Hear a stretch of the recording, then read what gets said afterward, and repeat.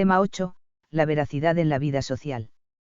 Dios es veraz y el hombre y la mujer son imagen y semejanza de Dios, de manera que Dios desea hacer de la humanidad una comunidad en la verdad y en la caridad.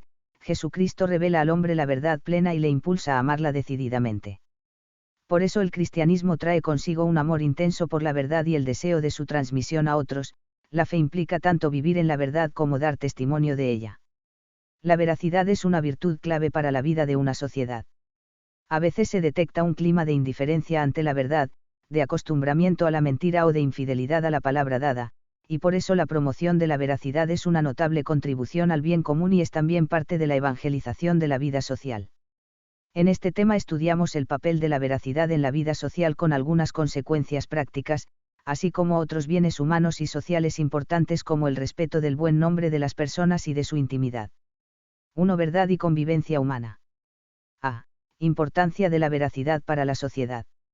En primer lugar, cuando hablamos de la verdad suelen distinguirse tres tipos de verdad: la verdad ontológica, que se refiere a la realidad de las cosas, lo que las cosas son; la verdad lógica, que es la verdad del conocer, la adecuación de la inteligencia a la realidad; y la verdad moral, que es la verdad de la comunicación, de las palabras y las obras de la persona. De ahí viene la virtud de la veracidad y es en esta dimensión moral donde nos vamos a centrar. Una sociedad depende en gran medida del aprecio, el respeto y la promoción de la verdad. La comunicación veraz es uno de los principales bienes que hacen posible la convivencia humana. La naturaleza humana está marcada profundamente por la inteligencia y experimenta una innata y profunda tendencia a la verdad. La experiencia muestra que a nadie le gusta ser engañado ni tampoco permanecer conscientemente en el error. La búsqueda de la verdad es un deber supremo para la persona, así lo exponía el Concilio Vaticano II en el contexto del derecho a la libertad religiosa. Todos los hombres, conforme a su dignidad, por ser personas, es decir, dotados de razón y de voluntad libre, y enriquecidos por tanto con una responsabilidad personal, están impulsados por su misma naturaleza y están obligados además moralmente a buscar la verdad, sobre todo la que se refiere a la religión. Están obligados, asimismo, a aceptar la verdad conocida y a disponer toda su vida según sus exigencias. Dh. 2. Se define la virtud de la veracidad como la disposición permanente de amar la verdad y manifestarla cuando y cómo conviene hacerlo. La vida social requiere absolutamente de la veracidad. El ser humano es un ser relacional, abierto a los demás, especialmente a través de la comunicación. Es imposible para el ser humano alcanzar la perfección que le corresponde sin relacionarse con los otros, sin formas de comunicación adecuadas. Las palabras verdaderas tienen la capacidad de crear comunión entre las personas. Por eso se ha dicho que el lenguaje es la base comunicativa de la convivencia humana. M. Ronheimer, La perspectiva de la moral, 361. A través del lenguaje mostramos nuestros pensamientos, propósitos, sentimientos, y eso hace posible establecer el diálogo y la convivencia con los otros. Si el lenguaje no fuera veraz, faltaría la confianza entre las personas, y eso haría imposible formar una comunidad humana estable. También aquí la experiencia avala esta afirmación. Por ejemplo, cuando falta confianza la economía se paraliza, el crédito no fluye, los contratos significan poco, y en definitiva, las relaciones económicas se hacen muy complicadas tanto dentro de un mismo país como entre los distintos países. Se entiende por eso esta afirmación de Santo Tomás. La convivencia humana no sería posible si los unos no se fían de los otros como de personas que en su trato mutuo dicen la verdad. STH 22, Q 109, A3, AD1. Desde la perspectiva de la moral social, la veracidad está profundamente ligada a la consecución del bien común de una sociedad. El ser humano es social por naturaleza. Eso significa que solo alcanza su perfección de vida en sociedad, pues hay bienes humanos muy importantes que solo se obtienen en la vida en comunidad. Por eso el bien común, que es la calidad de nuestra vida en común, requiere de la unidad y estabilidad de la sociedad, y para eso la veracidad es necesaria. La comunidad humana es invitada a fijarse en la comunión trinitaria, fuente de la verdad y del amor. Como señala Rodríguez Luño, Elegidos en Cristo para ser santos, 3, 58 a 59, la Sagrada Escritura muestra que Dios es el que es, ex 3, 14, la verdad suprema y el veraz por excelencia, que con su palabra amorosa crea el ser, da la vida, GN 1.3.6, etc., Sab 9, 1, con su palabra muestra su amor creador y redentor. Is 43, 1. La palabra del Padre es la verdad, y en 17, 17, el Hijo, que en la plenitud de los tiempos asume también la naturaleza humana, es la luz verdadera que ilumina a todo hombre, y en 1, 19, y está lleno de gracia y de verdad, y en 1, 14, es más, es la verdad, y en 14, 6, y transmite no solo la verdad que oyó al Padre, y en 8, 14, 18, 37, sino también el amor que ha recibido del Padre y está destinado a permanecer en los hombres, y en 17, 12 y 26. El Espíritu es el Espíritu de la verdad que procede del Padre, y en 15, 26, 14, 17, 16, 13, y guía hacia toda la verdad, y en 16, 13. En este contexto se entiende bien que la comunicación humana requiera de la virtud de la veracidad. Por ser imagen y semejanza de Dios, la persona está llamada a vivir en la verdad y en la caridad, a reflejar en su relación con los demás, dentro de sus limitaciones, la vida intratrinitaria en la verdad y la caridad. La revelación abre así el horizonte moral de la convivencia humana y muestra el valor y grandeza de la virtud de la veracidad. El Señor, cuando ruega al Padre que todos sean uno, como nosotros también somos uno, y en 17, 21 a 22, abriendo perspectivas cerradas a la razón humana, sugiere una cierta semejanza entre la unión de las personas divinas y la unión de los hijos de Dios en la verdad y en la caridad, GS 24. La Iglesia y en ella todos los fieles cristianos y la teología presta un gran servicio a la sociedad redescubriendo y proponiendo la virtud de la veracidad, y haciéndola presente con la vida en los múltiples ámbitos de las relaciones sociales. Quien ama la verdad y la expresa adecuadamente está contribuyendo al bien común de la sociedad de la que forma parte, porque la veracidad genera confianza y la confianza construye y mantiene unida una sociedad. Así ha de suceder en la familia, en la empresa, en el partido político y en el amplio campo de las asociaciones humanas, que cada uno diga la verdad a su prójimo, porque somos miembros unos de otros, F4, 25. En estrecha relación con la veracidad y también muy ligada a la consecución del bien común de la sociedad, está la virtud de la fidelidad. Se define como la virtud que inclina a la voluntad a cumplir lo prometido, conformando de este modo los hechos a las palabras. La vida social también exige que hagamos verdaderas nuestras promesas con las obras, de otro modo haríamos mentirosas nuestras palabras. Cuando las personas e instituciones cumplen lo prometido generan y acrecientan la confianza mutua y ponen así las bases de la convivencia humana, del desarrollo estable, de la unidad y la paz. Por el contrario, la infidelidad destruye la confianza, crea divisiones y obstaculiza el desarrollo. B. Veracidad y justicia. Santo Tomás señala que la honestidad obliga moralmente a la veracidad. Un hombre, por honradez, está obligado a decirle la verdad a otro, STH 22, Q 109, A3, C, Q 114, A2, Ad1. Este deber de veracidad guarda una estrecha relación con la justicia y la caridad, vividas en las relaciones sociales. Respecto a la justicia, Santo Tomás afirma que la veracidad no se identifica con ella. En efecto, en rigor no se puede afirmar que una persona deba en justicia manifestar siempre la verdad a otra, es decir, uno no tiene siempre estricto derecho a que otra persona le manifieste la verdad. Sin embargo, hay muchas ocasiones en que comunicar la verdad viene exigido también por razón de justicia, además de por la virtud de la veracidad. La sociedad humana, para lograr su fin propio que es el bien común, necesita de la veracidad en la comunicación de ideas y de los sentimientos de los individuos que la componen. Si falta la veracidad, si predomina el ocultamiento o la mentira, la convivencia humana se hace imposible y también la consecución de la perfección propia de la persona. En numerosas ocasiones el bien común, que incluye también el bien de la persona concreta, exige en justicia que se comunique la verdad.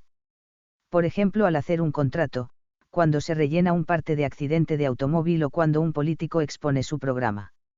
En este caso el político tiene el deber de justicia por razón del bien común de comunicar con veracidad sus intenciones a los ciudadanos, para que puedan votar con verdadero conocimiento. En definitiva, hay que considerar la comunicación de la verdad también en relación con la virtud de la justicia. En particular, la perspectiva del bien común es importante pues la llamada justicia social o del bien común exige con frecuencia la veracidad. La veracidad lleva consigo, en primer lugar, el deber de no mentir. Elegir la acción de mentir es siempre ilícito, independientemente de las circunstancias o del propósito de quien miente.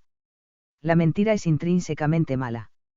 Pero la veracidad es amor a la verdad, y eso implica el deber de decir la verdad a quien, cómo y cuándo conviene. Este deber, en cambio, no es absoluto. La manifestación de la verdad ha de hacerse con un prudente discernimiento que tenga también en cuenta la justicia y la caridad. Veracidad no es manifestar todo lo que uno piensa, sabe o es. En ocasiones manifestar la verdad que se conoce puede ser una injusticia. Hay que discernir con prudencia cuando la comunicación de la verdad viene requerida por razón del bien de la persona o del bien común. Así lo explica el Catecismo. La virtud de la veracidad da justamente al prójimo lo que le es debido, observa el justo medio entre lo que debe ser expresado y el secreto que debe ser guardado, implica la honradez y la discreción. Un hombre debe honestamente a otro la manifestación de la verdad, STH, 22, 109, 3, ad 1, CEC 2469. 2. La mentira y su malicia moral. Opuesta a la veracidad se encuentra la mentira, que provoca grandes males personales y sociales. Desgraciadamente son muy numerosos los ejemplos de esta realidad. La mentira es capaz de romper familias y amistades, desbarata empresas, trastoca enteras economías, mina la confianza en la política, en el mundo de la ciencia, en las relaciones entre los estados.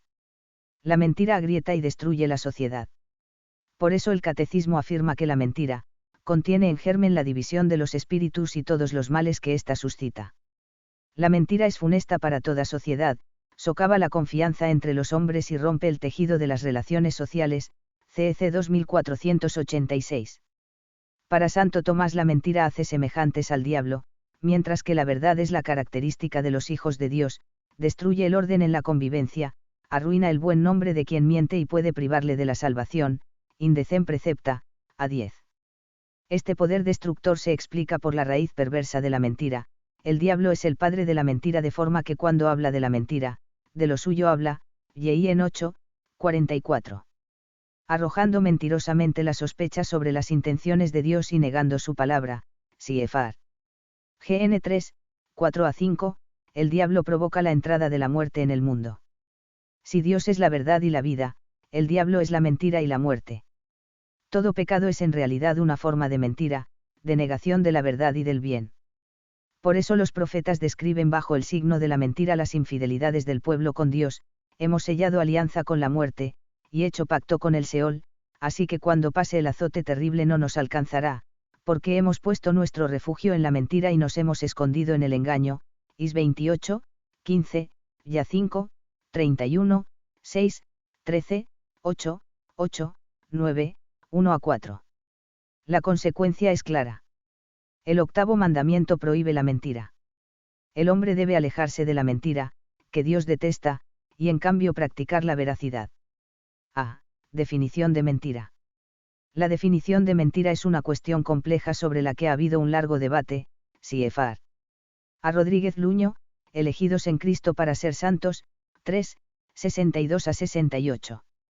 La cuestión principal para definir la mentira ha sido determinar los elementos esenciales que constituyen el objeto moral de mentira e iluminar situaciones en que una afirmación falsa parece que no es moralmente una mentira, por ejemplo cuando una persona con intención homicida pregunta a otra por el paradero de su posible víctima, y ésta, que esconde a la víctima, le responde algo falso. Ya San Agustín se interesó por aspectos de esta cuestión que consideraba difícil.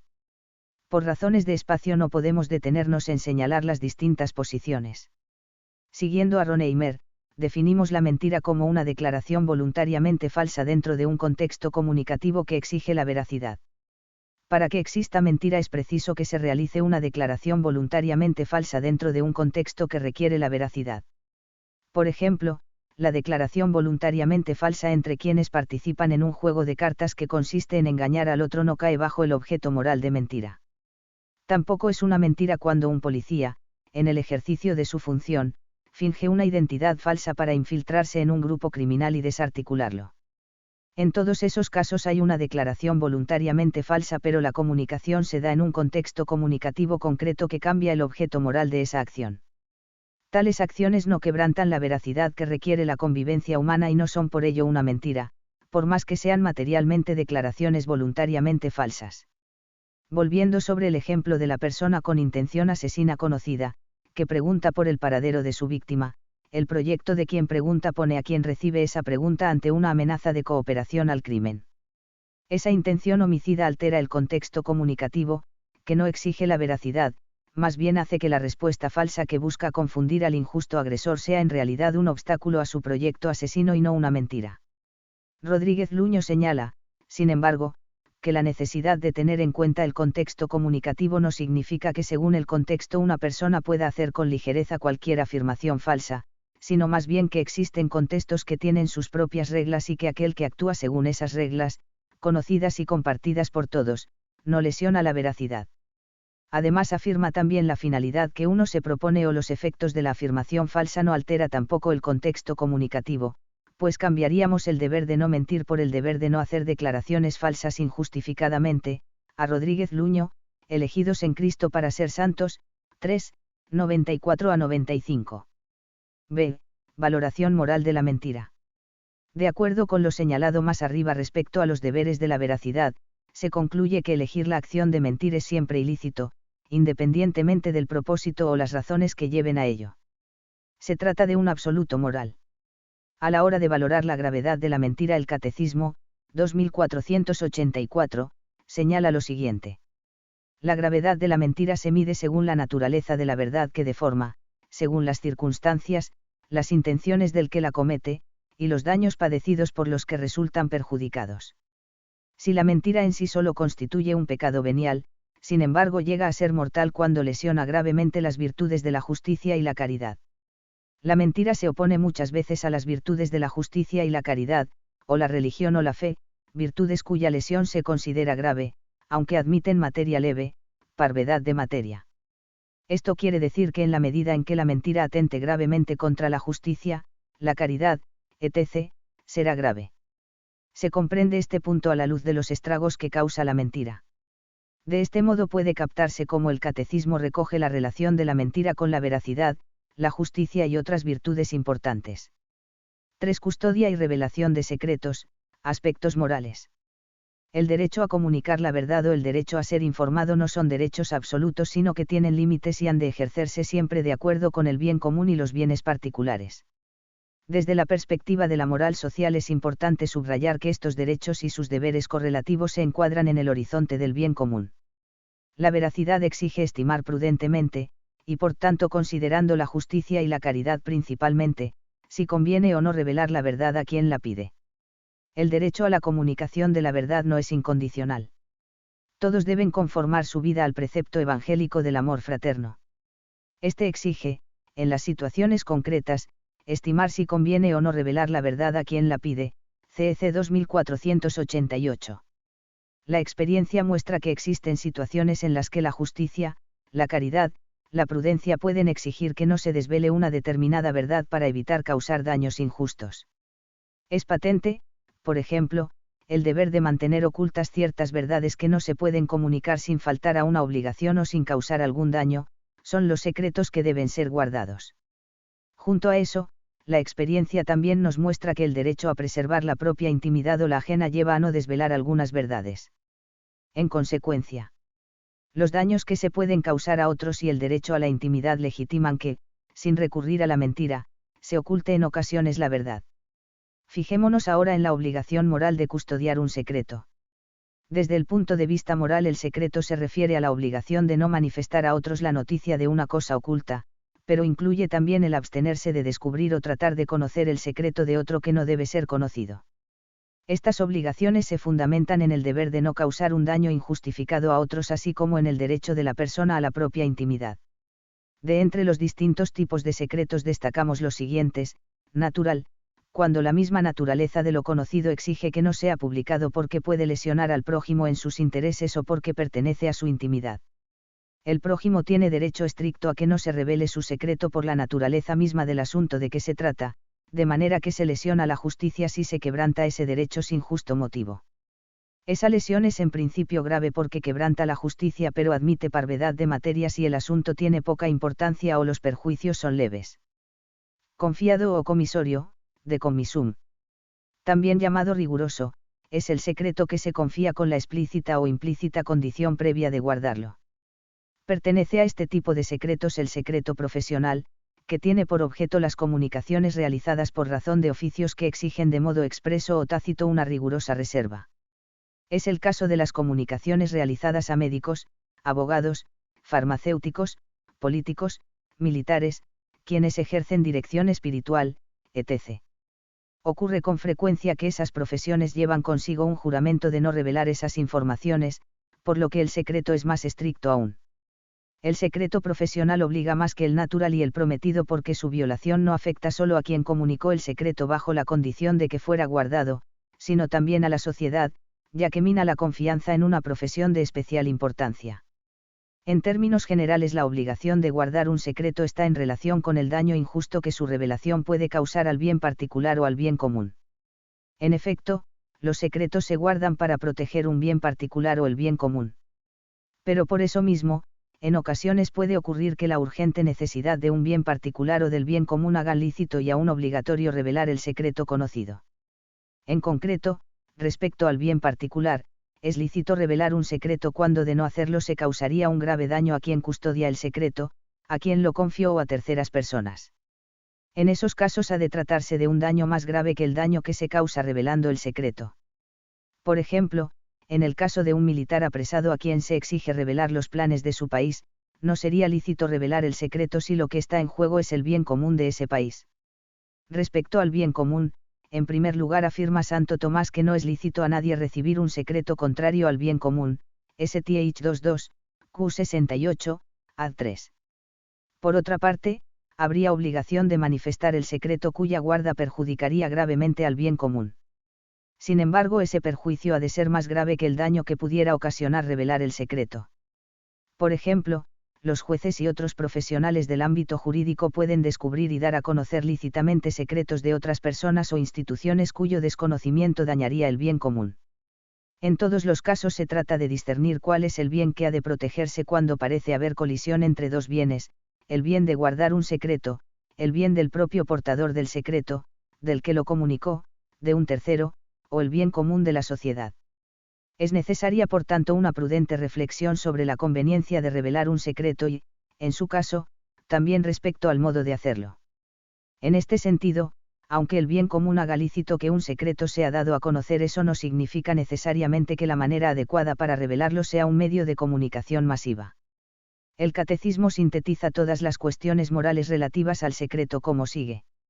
Los secretos profesionales que obligan, por ejemplo, a políticos, militares, médicos, juristas o las confidencias hechas bajo secreto deben ser guardados, salvo casos excepcionales en los que el no revelarlos podría causar al que los ha confiado, al que los ha recibido o a un tercero daños muy graves y evitables únicamente mediante la divulgación de la verdad.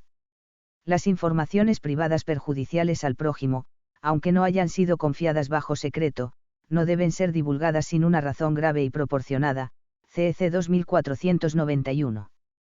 4. El respeto del buen nombre de las personas. El honor y la fama, la estimación de la valía de una persona, son bienes muy importantes de la persona, pues están relacionados con la percepción de la propia dignidad, y por eso son también cruciales para la vida social. Se trata de un fenómeno natural, en toda sociedad moralmente sana, la práctica de la virtud, el cumplimiento de los propios deberes y otras actuaciones semejantes alcanzan el reconocimiento de la comunidad porque el bien merece alabanza y el mal reproche. Ese reconocimiento lleva a honrar a las personas de palabra, con gestos, confiriéndoles una dignidad, una misión, etc. Además, honor y fama están relacionados porque honrar a alguien es muchas veces efecto de la fama de que goza esa persona, pero también es fuente de esta. Honrar a una persona suscita confianza y estima hacia ella. En la Sagrada Escritura los conceptos de honor o gloria y fama se expresan con el término kabod, en hebreo, y doxa, en griego. En el Antiguo Testamento se usa doxa principalmente para señalar el honor de Dios y su potencia, la gloria divina que revela su esencia en la creación y en sus obras, y que el hombre es llamado a honrar. El Nuevo Testamento usa intencionadamente doxa para referirse a Cristo, reflejando así la relación entre Dios y Cristo, RM 6, 4, 1 Tim 3, 16, HCH 7, 55, 1P1, 2, 4, 11, Geb 13, 21, etc. En el Antiguo Testamento el hombre participa en cierto modo de la gloria de Dios al entrar en relación con él, como en el caso del resplandor del rostro de Moisés, Ex 34, 29 ss. En el Nuevo Testamento el fiel cristiano participa escatológicamente de la gloria divina al ser transformado en Cristo, Fil 3, 21, Col 3, 4, 1, 27, Rm 8, 17, etc. La doxa del cristiano es así mucho mayor que la de Moisés, 2 Ioar 3, 7 ss. El cristiano participa ya de la gloria de Dios, pero esa participación está llamada a la plenitud en la vida futura. Esta conciencia genera el sentido de la dignidad cristiana, que lleva a evitar la acepción de personas, Esti 2, 1 ss. El honor del cristiano consiste en que los hombres, viendo sus buenas obras, glorifiquen a su Padre, que está en los cielos, Mt 5, 16. En contraste estaría la ambición del honor mundano, que aleja de la fe, Siefar.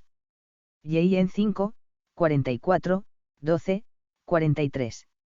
A la luz de la revelación, la teología pone de manifiesto que el honor y la fama se refieren propiamente a Dios y el hombre participa de ellos por 4 razones: por ser imagen y semejanza de Dios, Siefar.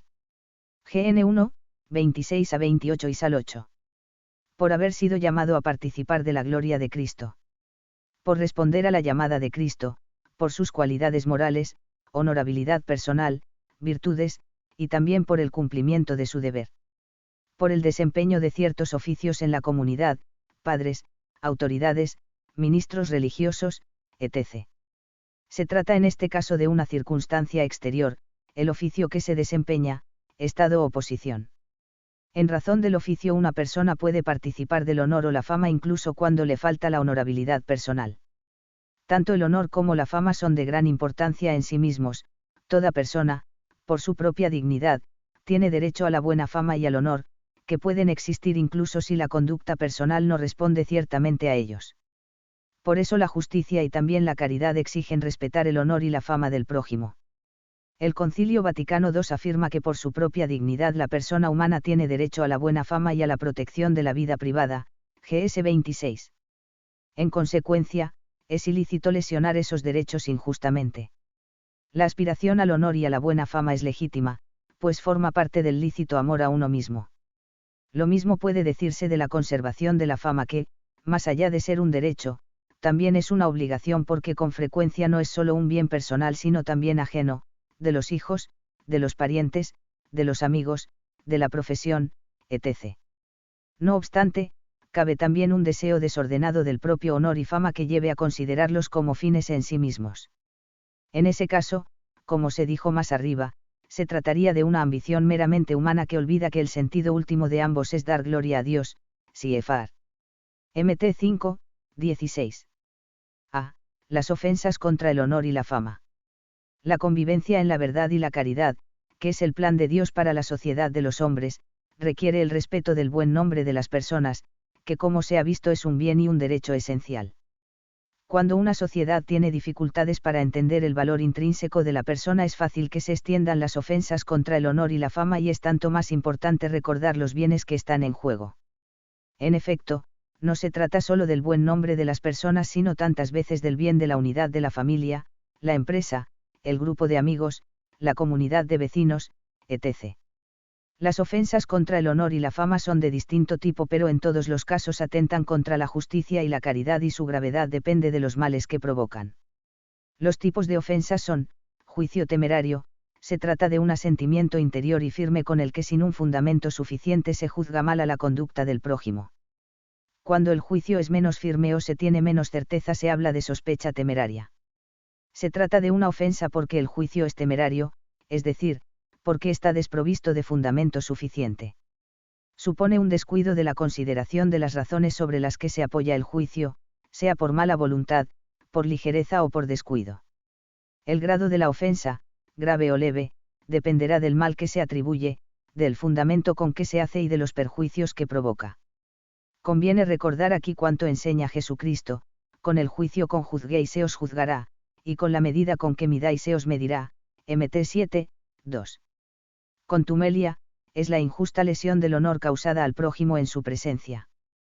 Se trata también de una ofensa grave aunque admite levedad de materia si se trata de una ofensa de poca importancia.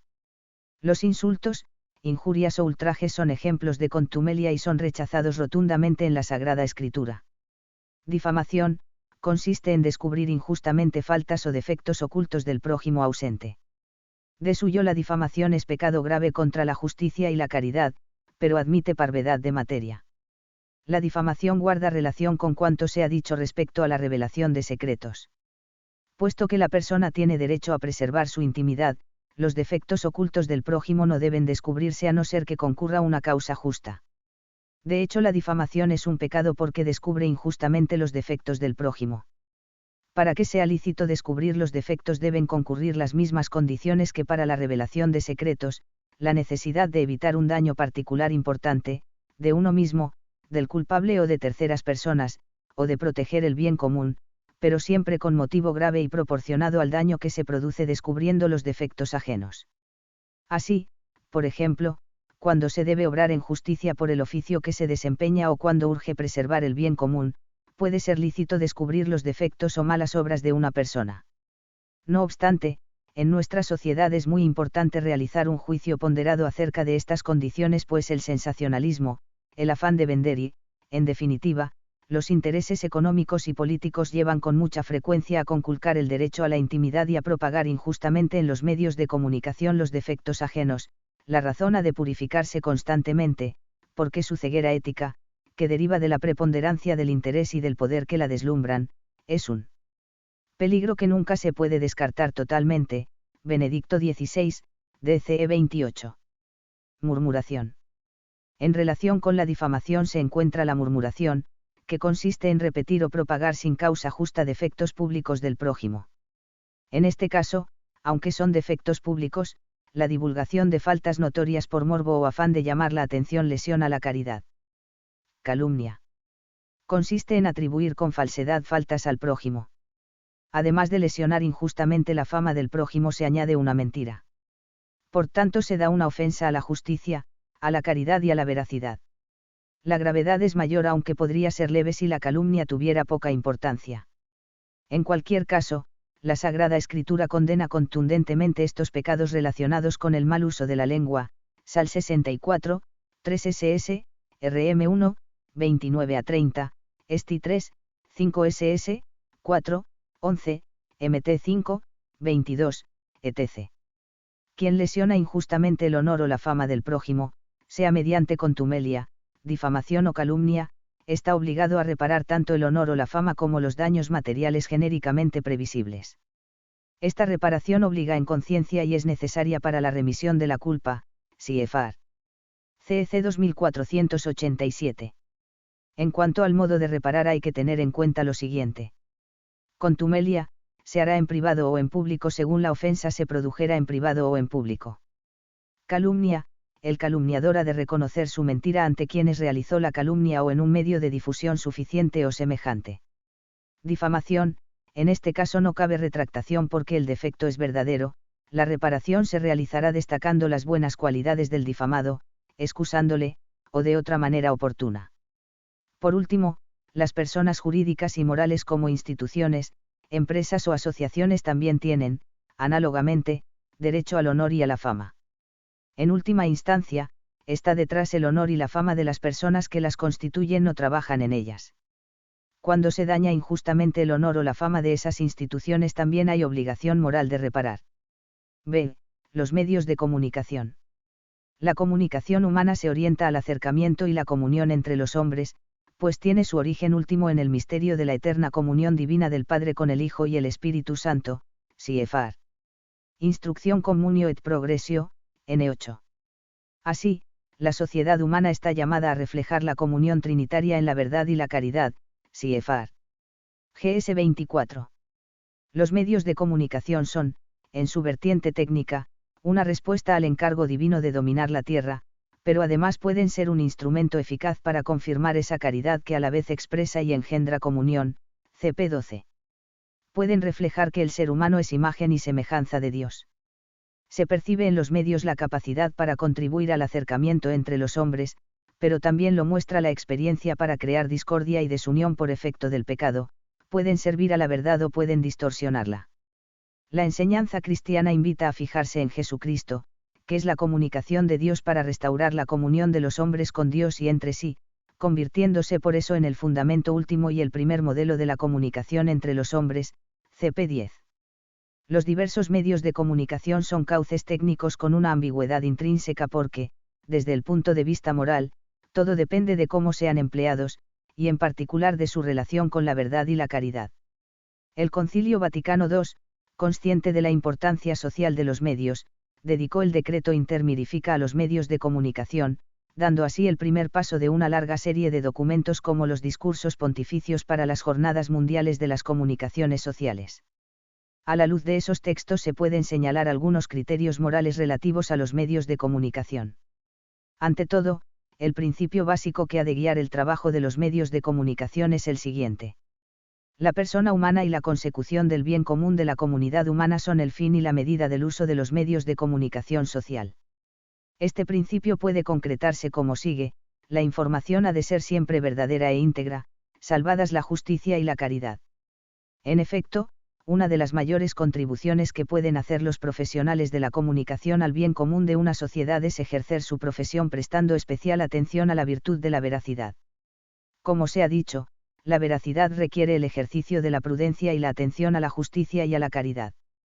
Los medios tienen obligación de dar a tiempo y honestamente las informaciones que se refieren al bien general y responden a las inquietudes fundadas de la población, CEC 2498.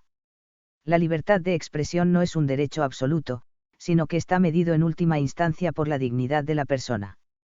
Por eso las comunicaciones han de ser honestas tanto en la búsqueda de la noticia como en su divulgación.